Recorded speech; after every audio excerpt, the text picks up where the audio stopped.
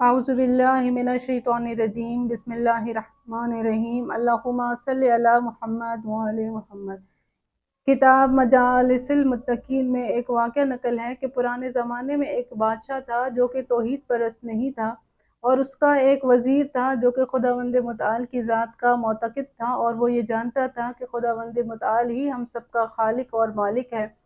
لہٰذا اس وزیر نے بہت کوشش کی کہ بادشاہ کو قائل کیا جائے تاکہ وہ خداوند متعال کی ذات کو مانے اور اس کا عقیدہ توحید پر ہو جائے، لیکن وہ وزیر کامیاب نہیں ہوا۔ اس وزیر کے ذہن میں ایک خیال آیا۔ اس نے ایسا کیا کہ اس کی بادشاہت سے تھوڑی دور مفاصلے پر ایک زمین تیار کروائی جس میں مختلف قسموں کے پودے اور پھل اور فروٹ کے درخت لگائے۔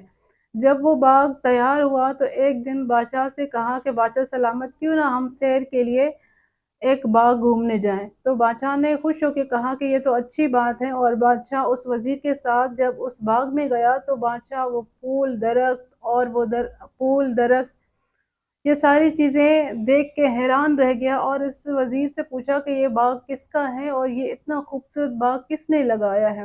تو وزیر نے کہا کہ یہ کسی نے نہیں لگایا، یہ تو ایسے ہی بن گیا ہے۔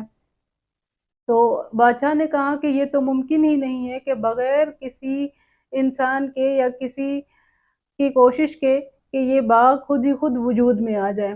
تو وزیر اس سے پھر سوال کرنے لگا کہ یہ ایک چھوٹا سا باغ ہے، آپ کہہ رہے ہیں کہ یہ بغیر کسی کی کوشش کے، کسی انسان کے یہ باغ لگانے کے یہ وجود میں نہیں آ سکتا، تو کیسے ممکن ہے کہ آسمان، یہ چاند، یہ ستارے یا ہم انسان بغیر کسی خالق کے، بغیر کسی بنانے والے کے خود ہی خود یہ کائنات وجود میں آ گئی ہو؟ تو یہ سوال بادشاہ کے دل میں جا کے لگتا ہے، اور وہ سوچنے پہ مجبور ہو جاتا ہے کہ واقعاً اس پوری کائنات کو کوئی نہ کوئی بنانے والا ہے، اور یقیناً یہی خداوند متعال کی ذات ہے۔ اسی طریقے سے وہ بادشاہ توحید پرست ہو جاتا ہے اور خداوند متعال کی وحدانیت کا اقرار کرتا ہے، اور وہ مسلمانوں میں سے ہو جاتا ہے۔ اللہم صلی علی محمد وعلی محمد۔